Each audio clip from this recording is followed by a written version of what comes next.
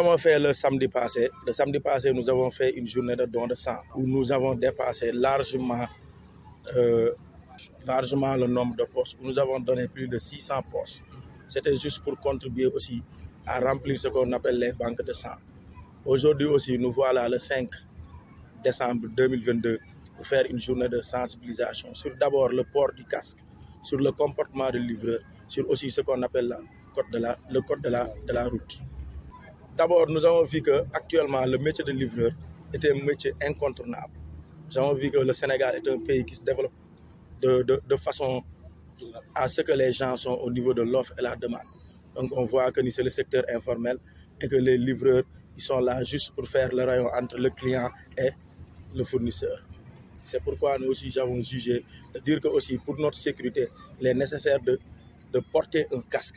Parce que le casque, en réalité, ce n'est pas pour le client, c'est pour le livreur. Et quand on porte le casque, une fois qu'on est accident, en réalité, nous sommes protégés.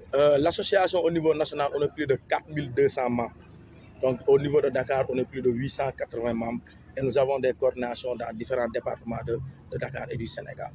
Donc les problèmes, je pense que nous avons eu à l'énumérer quand le président, son Excellence M. Macky Sall, nous avait reçus au niveau du Palais de la République. Nous avons dit que notre premier problème, c'est lié à la formalisation. C'est-à-dire qu'on ait des cartes grises, c'est-à-dire qu'on ait aussi accès au permis de conduire. Parce que nous sommes conscients que pour conduire, il faut avoir une autorisation. Et l'autorisation, ça se trouve que c'est le permis de conduire. Et l'autre problème aussi, ils nous ont proposé de réglementer aussi le secteur. On les attend parce que le président Macky Sall nous a dit qu'il va réglementer le secteur de telle sorte qu'on pourra faire la différence entre qui est livreur, qui est le voleur et qui est l'agresseur. Parce que c'est un phénomène actuellement social. On voit que la plupart des agressions sont faites à base de moto.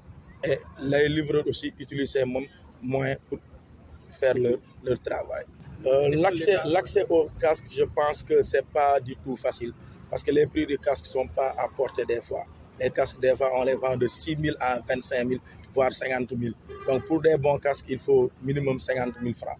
Donc, aussi là, si nous avons des fournisseurs qui, à un moment donné, nous aider, nous accompagner, nous faire à des prix qui sont un peu prenables, nous sommes partants. Oui, loin de là. Je pense que pour dire vrai, on veut que l'État s'organise à nous donner une direction, qu'il ait une direction de l'association des livreurs du Sénégal, qui regroupe tous les livreurs du Sénégal. À un moment donné, s'il y a un problème lié à la livraison, l'État saura à qui s'adresser, qu'il nous donne une direction. Il y a des diplômés, des pères de famille, des responsables, des gens, des rescapés de prison, des gens, énormément de personnes s'activent maintenant dans le métier de livraison. Donc c'est à l'État de s'organiser parce qu'on sait qu'à un moment donné, si l'État ne peut pas fournir d'emploi, mais l'État doit jouer le rôle de régulateur, il doit régulariser le secteur et nous en avons forcément besoin.